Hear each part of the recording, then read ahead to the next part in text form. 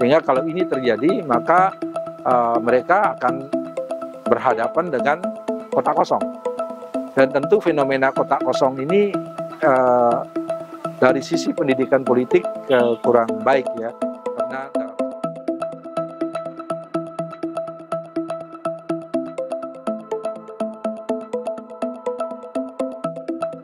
pasangan calon. Tetapi andai kata pun nanti yang terjadi hanya satu paket calon. Guru Besar Fakultas Ilmu Sosial dan Ilmu Politik FISIP Universitas Warmadewa, Profesor Ana Agung Gede Oke Wisnumurti memberikan pandangannya mengenai fenomena kotak kosong dalam pemilihan kepala daerah pilkada. Menurutnya, fenomena ini menjadikan kurang baiknya pendidikan politik di masyarakat, terutama dalam konteks sistem demokrasi.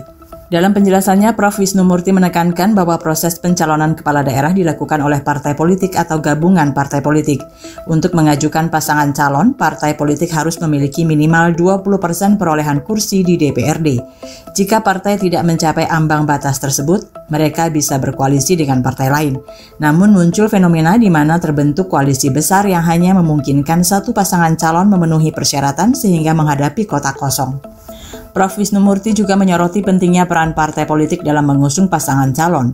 Menurutnya, partai politik memiliki tanggung jawab besar dalam melakukan kaderisasi, rekrutmen politik, sosialisasi politik, dan pendidikan politik.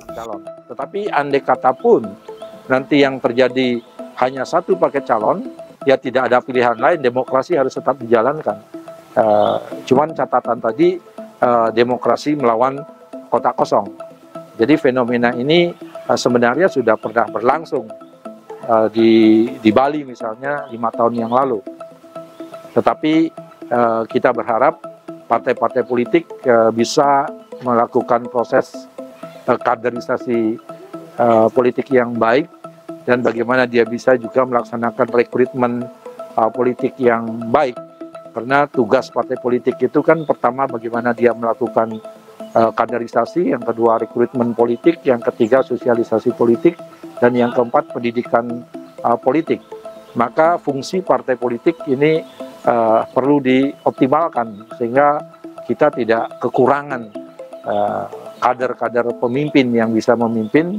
Cuman persoalannya bagaimana proses dan tahapan itu memang ada pembatasan-pembatasan sehingga tidak semua partai politik bisa mengajukan pasangan calon. Dalam konteks pilkada, Prof. Wisnumurti menekankan bahwa ada 3 modal utama yang harus dimiliki oleh calon kepala daerah. Pertama, modal politik atau dukungan dari partai politik.